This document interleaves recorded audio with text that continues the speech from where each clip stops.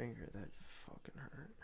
All right, happy Halloween. Happy Halloween, yeah. Halloween. For our Halloween episode, we were thinking, like, what can we do? What's, like, a Halloween themed? We were racking our brains, right? And then I'm thinking, like, who's badass that we both like? I was like, shit, we could do any of Ozzy's first 3 albums, right? Mm-hmm. You can't get more Halloween than Bark of the Moon, so... That's what I'm talking about. Going into it, I was kind of like, I'm a huge Ozzy fan, but I'm not like I am with Dream Theater or Rush, where it's like, oh my god, put on that new shit like right now. But going into it, I wasn't really expecting, I don't know about you, I was expecting kind of like a cool thing to put on in the background. Yeah. So listening to it for the first time, I was blown away. Not just the effort, but the whole quality of the entire thing. Ozzy killed it as usual, but even the instrumentals were really on point, I thought, for this whole thing. No, they are. Because this album, it comes after the tragic death of Randy Rhoads. Yes, I like how in the album description they kind of narrate it like some book or some shit. They do. Well, she's here. We got the cool album, and we got him jumping on the back. I didn't see that until now. That's funny. Knowing how much of a guitar god Randy Rhoads is, going into this, I was like, oh man, I don't know. Like, how do you top Randy Rhoads? And I think Jake Ely knew that. I think he did a good job with that, though. I'll touch on that a little bit more when we go into this first track, which is really the only one that I've heard prior to our Halloween episode here, Bark of the Moon. Bark of the Moon.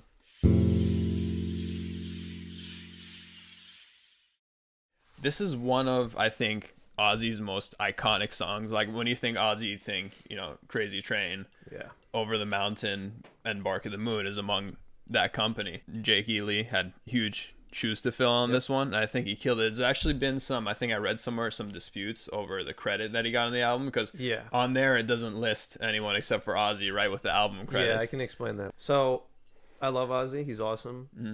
His wife is a bitch.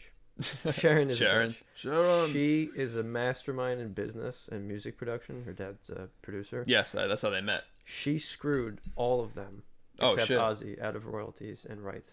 Especially the bass player. I thought when you said she screwed all of them, I think she just like banged all of them. I was going to say, damn, she's a thought too. The bass player, he got nothing for the 3 albums he did with Ozzy. He got That's ridiculous. How did he do Ozzy, 3 albums and get nothing? She completely, maybe next time. She cut him out of all of it, and then he sued her and lost. Damn.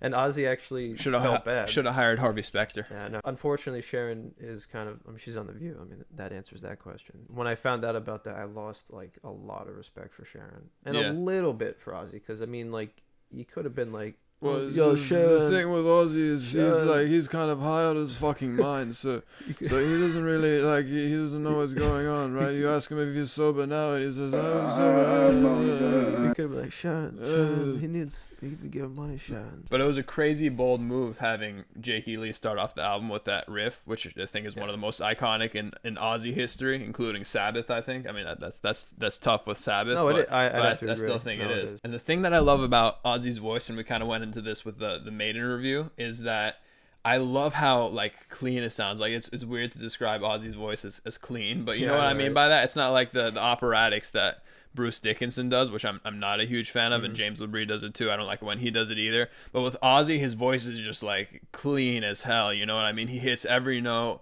He's got a distinct, unique voice. It's anytime, like when he gets interviewed, he should just like sing his answers because he can't fucking talk. His voice is very distinctive. Like, you could hear it anywhere and be like, oh, that's Ozzy. So for me, I think an iconic song to start off, an iconic album, I'd give it an 8.5 out of 10. All right, that's not bad. I have to agree, it is probably one of the top most popular. Like, when you think like a generic Ozzy fan would be like, oh, Bark of the Moon, Crazy Train. Jake Ely knew that, like, this is the first track people are going to hear after Randy Rhoads' death. Like, how the fuck do I do this? And I think he nailed it with that. Just being like such an anthem. I gave it 9.5. Nice. That's pretty huge. Is it your favorite on the album? On this album, it is, my favorite. It is pretty good. My favorite happens to be You're No Different. I know it's kind of like a surprise pick, but it is. I was surprised. But coming off of Bark of the Moon, I think it's a great change up in atmosphere, because this is obviously the more slowed down, the little bit more spacey feel, which, I love the spacey feel. That's why I like Somewhere in Time. That's why I like my rap music. The high-pitched spacey synth bells gives it that huge, big sound. I talked about this also with the Power Slave review about how a great album can have that one song that's really high energy, really intense. But if it's that throughout the entire album, it's kind of like, okay, we're kind of getting fried out here with the same kind of thing. They perfectly matched Ozzy's vocals with the synth and the same spacey atmosphere. It was perfectly mixed in there. Some people say it's a little bit quiet. I think it's great that way. It adds to the feel of the song, a really haunting, feely song. My favorite part is the keyboard work during the bridge where it says, "You're no different to me." This is an absolute sleeper track that I was not expecting to be as good, especially following such a song like Bark of the Moon. So I gave it a 9.5 out of 10. Wow. It's just it's a great like atmospherical, is that a word? I don't know. But it's a great feeling song. I agree with the change of pace. For me personally, I didn't like the change of pace. I think if this song was lower in the list, like track 5 or something, it's still a great song. Great production, great synth, great vocals, the way it's played. When I hear Bark at the Moon, I wanted like another kick-ass fast song and then maybe a slow one. So I gave it a 7.5.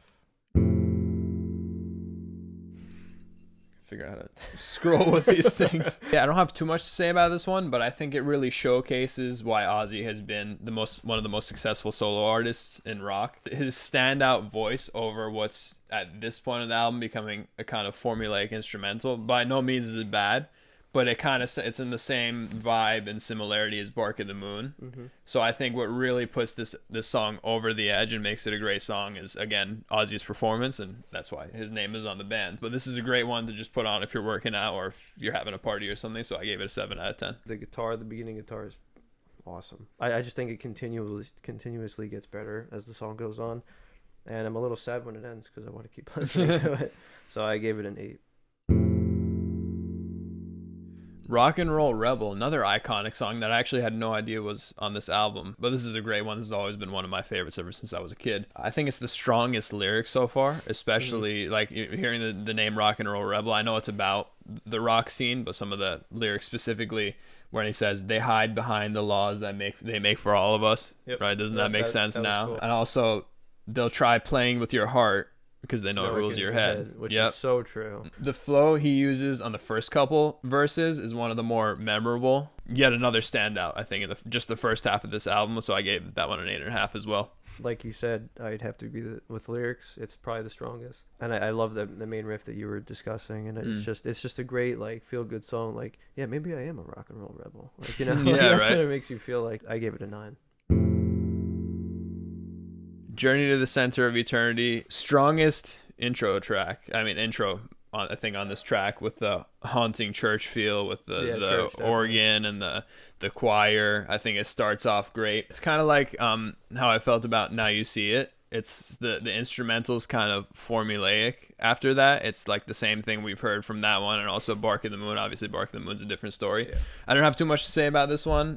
Still, like I said, it's another workout or party song, so I gave it a 7 out of 10. I honestly thought that'd be one of your favorite because of the intro. It's good. I like it. It's really good. Like I said, I'll put this on if I'm like working out or something. His intro, it's fantastic. And then the organ kicks in, it makes you feel like you're actually at church. Like if I went to church and they played this, I would go every Sunday, right? Yeah. And actually the guy who baptized me was actually like a diehard Dream Theater fan. Was he really? Yeah, and he actually borrowed my dad's Images and Words cassette and never gave it back.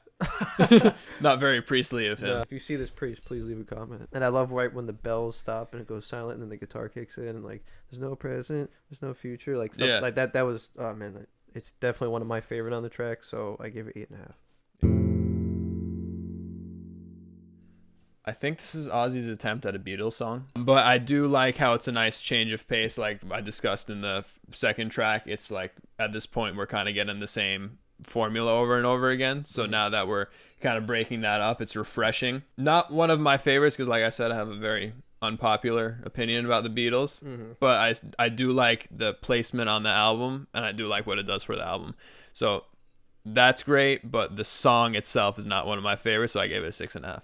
As a whole on this album, I feel like it didn't really belong. It's not a bad song, don't get me wrong. It's not like it doesn't come on, my ears bleed and I'm like, turn this off. It's still good in its own aspect, but it's not really something that I really go out of my way to enjoy. So I gave it also 6.5. I got Maiden vibes from Slow Down. The guitar work kind of reminded me a little bit about Maiden. When it really kicks in. I love how most songs kind of give you like the bullshit cliche of, work hard, chase your dreams, bust your ass and you'll make it someday. And Ozzy comes and is like, nah. Yeah, exactly. No, slow down. Like, you don't have to. Just be part of the human race, bro. Like, chill out. Chill, bro. It's solid, but it definitely sounds like more B-side, in my opinion. Yep. So I gave that one a 6.5 too. The thing that makes me rate this a little higher is it comes off right after So Tired. Like, where I'm like, all right, that song was okay. And then I'm like, oh, made shit. You tired. All right, cool. Yeah. The song's a little better. I love the guitar work in the beginning, and I do like the feeling of it. Like, slow down, like, enjoy life. Don't work hard. Don't work hard. Have your wife take all the rights away from your bandmates. It's a good lesson. It's better than the song before it, so I gave it 7.5. I love how the guitar and the keys follow each other on this track. That melodic feel really gives it a nice kick. After a couple of sleepers, the strong build-up gets you really ready to finish the album again. So again, I don't have too much to say about this one. It's not the strongest lyrically, but sonically I really enjoyed it, so I gave this one a 7.5. I agree with the lyrics. It's not lyrically the strongest, but yeah, it's just like one-liners for the entire thing. But I think feel aspect and musically, I think it was awesome because there's not really much to say because there really isn't much in lyrics. So I gave it 8.5. Spiders is like a total Halloween themed track. I actually had to go and check when this album came out. I'm like, oh, he probably released this like in mid-October or something. It was actually released in November. It's like, damn, you could have just released it a month later. It would have been like a Halloween Thriller Michael Jackson thing. No shit. No, yeah. Too much beer. Yeah, too much whiskey.